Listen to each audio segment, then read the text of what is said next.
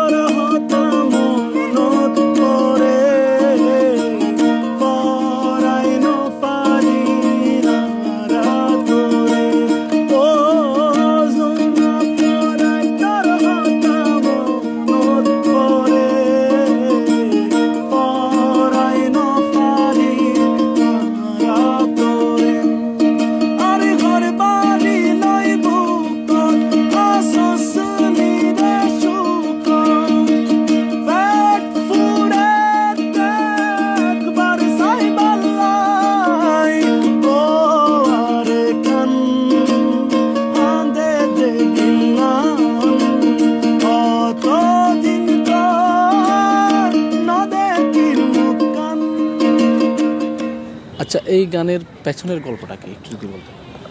আসলে আসলে গানের পেছনের গল্প বলতে, গানটা তো মূলত হচ্ছে রোহিঙ্গা কমিউনিটির ভাইদের জন্য, দেশপ্রেম জাগ্রত করার জন্য।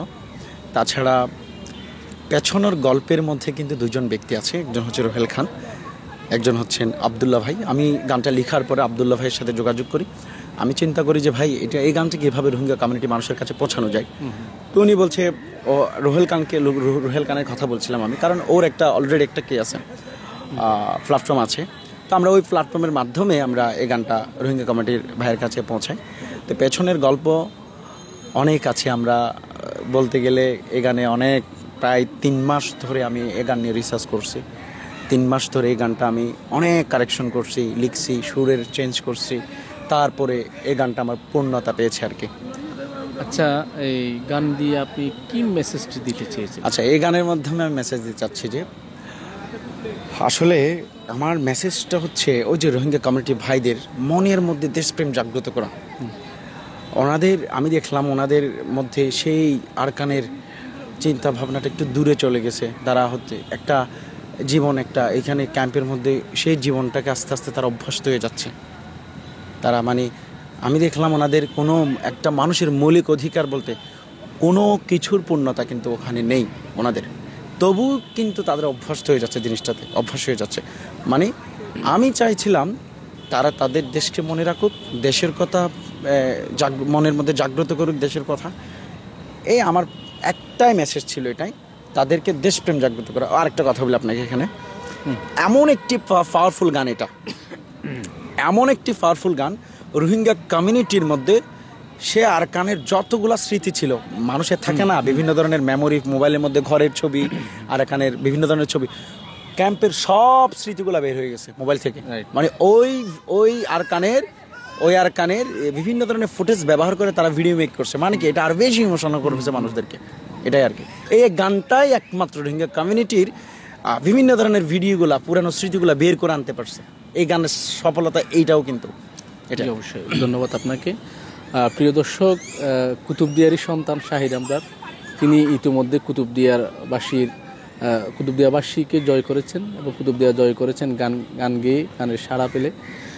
পাশাপাশি তিনি এই মুহূর্তে কিন্তু ও আরকান নামের গানটি গেয়ে পুরো রোহিঙ্গা এবং আরকান জয় করেছেন।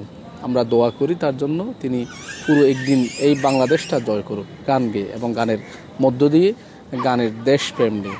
তাই বলতে চাই, প্রতিটি গানের এবং এই ও আরকান নামের যে গানটি গাওয়া হয়েছে, সেই আরকান গানের প্রতিটি কলি যেন দেশত্ববোধক বেশি উঠেছে এবং আমাদের যে মন ছুঁয়েছে শুধুমাত্র ও আরকান হাঁদের দিয়ে দিলেন, এরকম বেশ কয়েকটি কলি যেন প্রতিটি মানুষের মাঝে এবং প্রতিটি অন্তরে দেশত্ববোধক সৃষ্টি হোক।